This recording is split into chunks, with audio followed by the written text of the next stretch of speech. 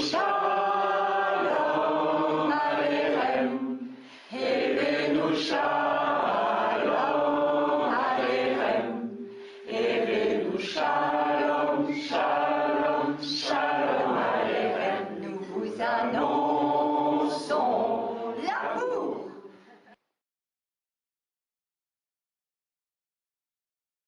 Je crois qu'il se pose au christianisme actuel la question de toutes les grandes traditions après 2000 ans d'existence. Est-ce qu'on va se fossiliser ou retrouver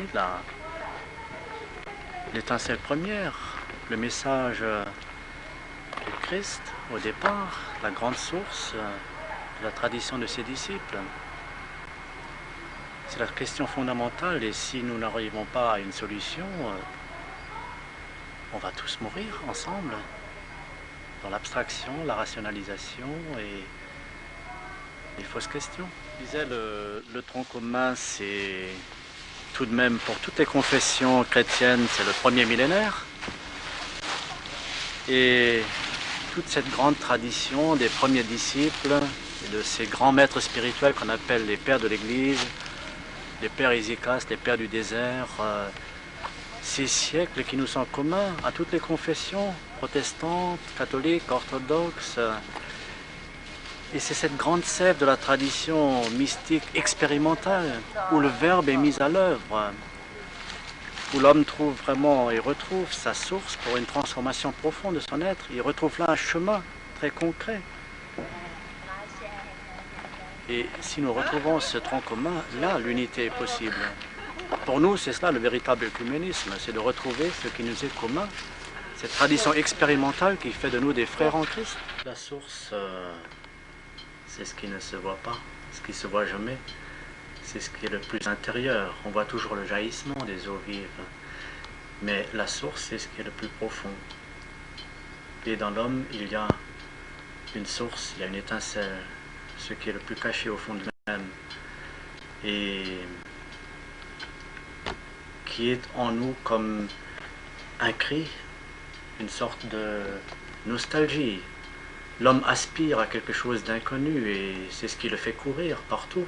L'homme court et il ne sait pas où il court, mais au fond, il court vers ce qu'il habite, au fond de lui-même. Cette nostalgie qui est le moteur de toute sa recherche, de toute son inquiétude, de ses détresses et de ses malheurs. Et quand il sait s'arrêter, faire silence, regarder au-dedans de lui, alors cette source qui est une présence, qui est quelqu'un, se manifeste. C'est ce que nous appelons Dieu, mais ce Dieu a pris un visage qui s'appelle Jésus-Christ et qui communie à nous, qui s'identifie à nous, et nous nous identifions à lui. À tel point que vivre, c'est le Christ, c'est une parole de saint Paul, mais qui est une expérience d'un concret quotidien absolument extraordinaire.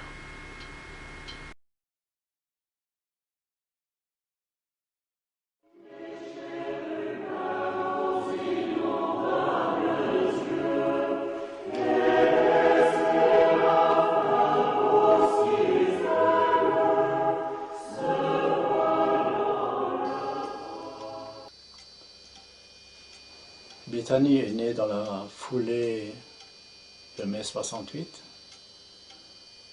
où il y a eu cette hémorragie de milliers de jeunes allant à Katmandou, en Inde ou ailleurs, pour chercher la méditation.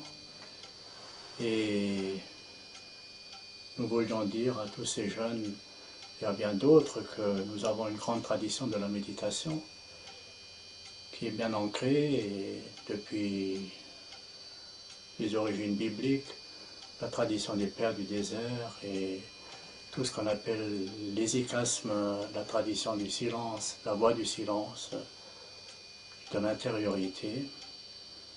En somme, le projet consiste à dire ce fameux aphorisme de Rimbaud, « Je est un autre ». L'homme d'aujourd'hui et celui de tous les temps se noie dans l'extériorité, il est englouti par l'horizontalité animale, par l'existentiel. Il s'identifie à la périphérie extérieure, alors qu'il s'agit de sauter hors de cette vieille vie pour découvrir qu'au fond de soi, il y a ce tout autre. Et que vivre dans cet enracinement profond est une plénitude, une joie qui n'est pas liée aux circonstances, aux événements. En général, nous sommes heureux parce qu'il y a un événement heureux, ou malheureux parce qu'il y a un événement malheureux. C'est-à-dire c'est très lié aux circonstances de la vie, à l'extériorité. Et on courbe l'échine parce qu'on ne sait plus ce qui va arriver demain ou tout à l'heure. Alors qu'il gît au fond de nous une dimension non conditionnée, la dimension céleste, celle du cœur. La profondeur. La profondeur, l'intériorité, peu importe, les mots sont multiples et tous les mots ne sont qu'une approche pour dire ce que finalement on ne peut plus dire. Ce que les anciens pères appellent l'apophatisme, ce n'est pas ça, ce n'est pas ça, ce n'est pas ça.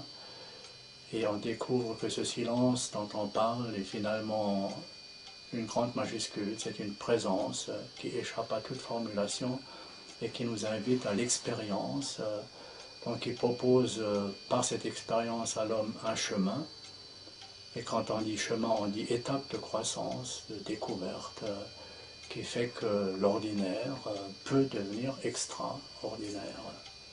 Oui, ce qu'on désire aujourd'hui encore, et ce qu'on a toujours désiré, c'est proposer un chemin de transformation, un chemin de mutation, ce que beaucoup appellent le passage du psychologique à l'ontologique, devenir vraiment des êtres conscients.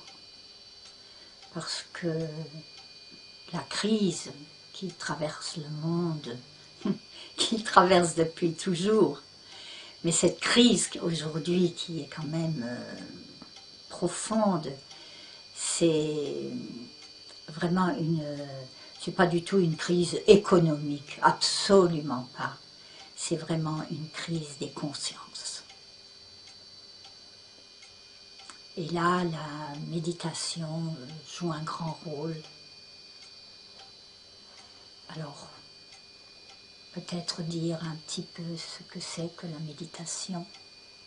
Nous avons eu comme maître pendant 20 ans Graf Durkheim, qui définissait la méditation à partir de l'étymologie en disant que c'est itari in medio. Meditatio, c'est itari in medio, se laisser conduire vers le centre.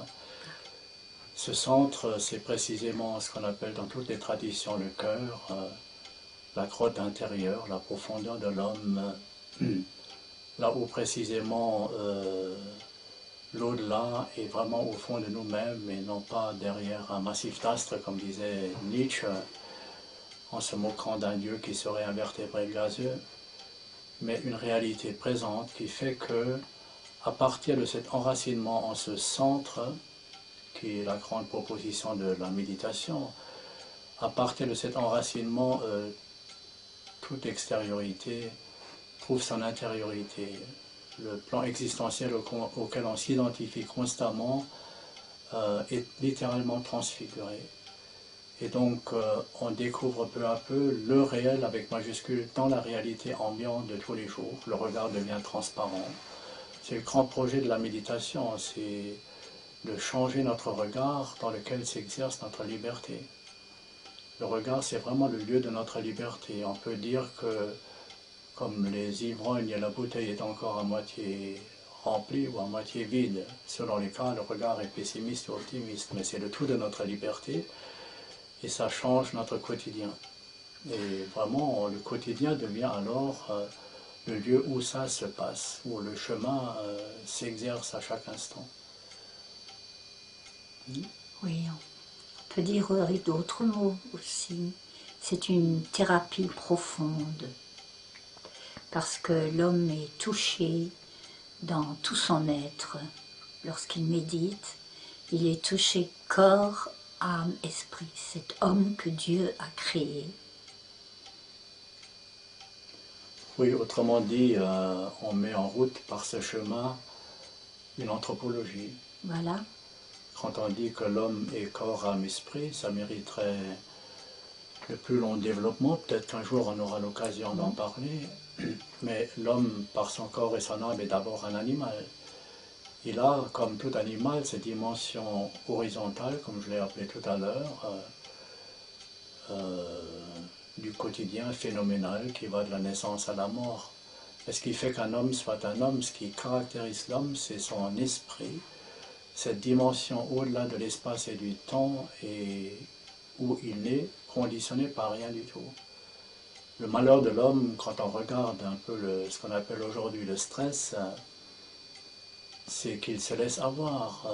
Il se noie, oui, littéralement dans l'extériorité. Oui, c'est de l'inconscience. Il est perdu dans le multiple, alors qu'il y a constamment au fond de lui cette nostalgie, cet appel vers quelque chose qu'il est en réalité, et que la plupart du temps il ignore.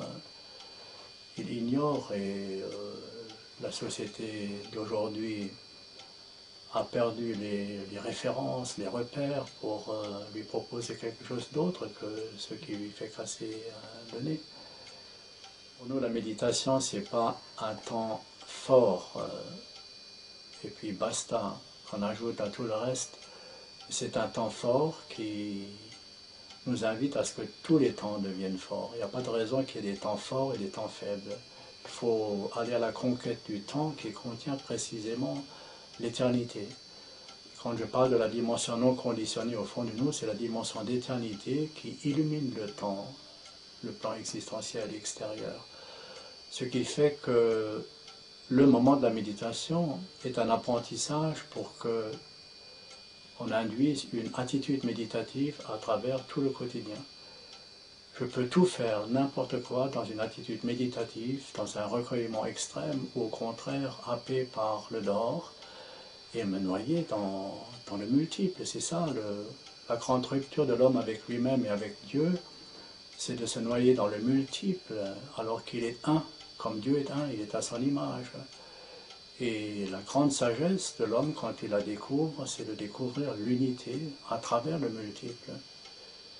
Peut-être qu'un jour, on reviendra sur cette grande réalité. Nous sommes dans notre assise, les deux mains l'une dans l'autre, la gauche dans la droite, en léger contact avec la paroi abdominale, posés dans le giron, les deux pouces en contact l'un avec l'autre, les coudes sont libres et nous nous inclinons profondément en avant pour reconstruire la verticale par le bas, vertèbre par vertèbre. Arriver au niveau de la tête, étirer un peu la colonne vers le haut pour qu'elle soit bien droite et la laisser revenir doucement sur elle-même sans s'avachir. Le menton rentré pour repousser un peu la nuque dans le prolongement de la colonne. L'arrière de la tête garde le contact avec le plafond. Et cela pendant toute la méditation. Le regard ouvert, neutre, posé devant soi, à 1 mètre environ, puis laisser venir avec l'expiration toute sa force dans le bas-ventre. Le bassin se détend, se dilate, s'enracine à son tour, enraciné en ciel, enraciné en terre. C'est la constitution même de l'homme. Avec chaque expiration, c'est comme si je m'enfonçais dans le sol. Et avec cette lourdeur dans le bas, faire le mouvement pendulaire, en avant, en arrière, qui peu à peu va s'arrêter de lui-même dans un espace de quelques millimètres où je me sens parfaitement bien. Tout est maintenant parfaitement immobile, plus rien ne bouge, sauf le diaphragme qui va, qui vient. Écoutez comme ça respire en moi et parcourir tout son corps, de la tête aux pieds, pour se lâcher à l'intérieur des différentes parties du corps. On peut sentir depuis la nuque jusque dans les mains comme un grand cercle, de plus en plus chaud et détendu, sur chaque expiration. Une fois le parcours du corps terminé, je me sens dans tout mon corps à la fois. Je suis mon corps, sentir de l'intérieur. Ce ne sont pas mes poumons qui respirent comme une petite mécanique, mais tout mon être respire. J'en prends conscience de plus en plus.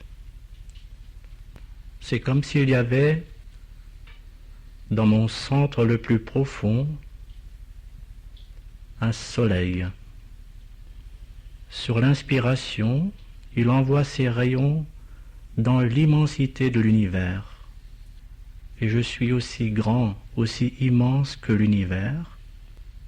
Et sur l'expiration, les rayons reviennent vers le centre et tout mon être se détend, se détend. Et chaque fois se lâcher, se donner, s'abandonner.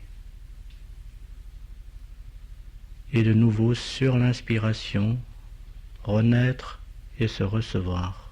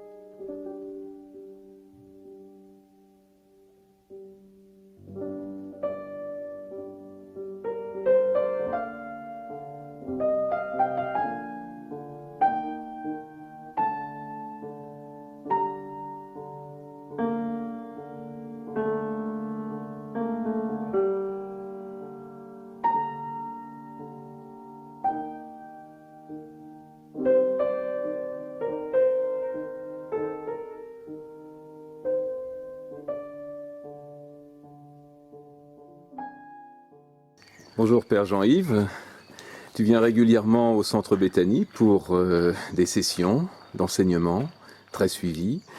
Je voudrais savoir, c'est quoi Béthanie pour toi? Béthanie, c'est d'abord un lieu d'amitié, hein, c'est cette relation qui me relie à Alphonse et Rachel depuis bientôt plus de 30 ans, hein, et puis d'amitié avec Pascal, Carole, Sœur Barbara, en fait tous les habitants de Béthanie. Donc retrouver cette fraternité, et vraiment une fraternité qui nous relie à la source, comme on le disait justement cet après-midi, il n'y a pas de fraternité sans Père. Hein, et que là, on peut sentir cette communion, non seulement au niveau des pensées, au niveau de, je dirais, oui, des goûts qu'on peut avoir en commun, ce goût pour l'orthodoxie, pour la foi transmise par nos pères, mais aussi cette saveur silencieuse qui est notre relation avec l'unique, avec l'éternel. Il y a une communion qui se vit à ce niveau-là. Donc Béthanie, c'est vraiment un lieu où je retrouve des frères et où je retrouve la source de notre fraternité.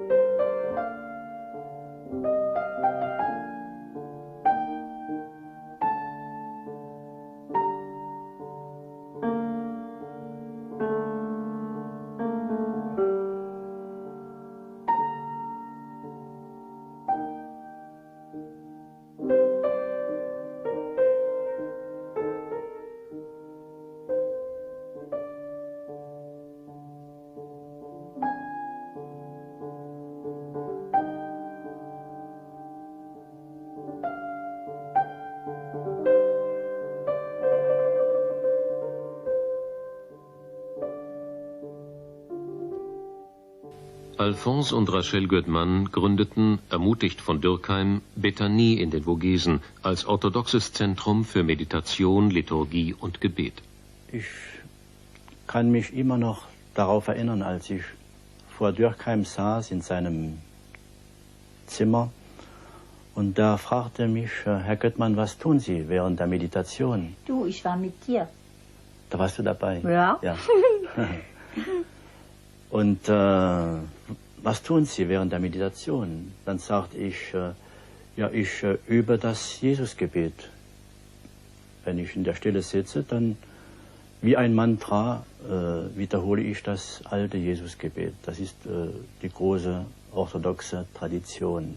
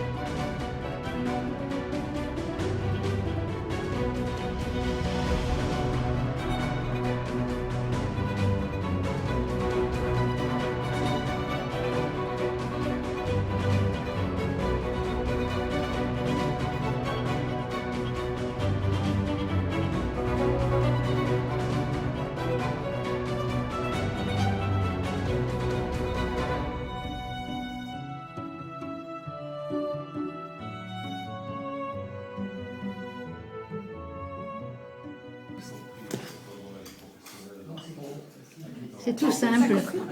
C'est tout simple. Moi, je dois avoir des ascendants juifs, puisque je m'appelle Mann. Ah oui, ça c'est sûr.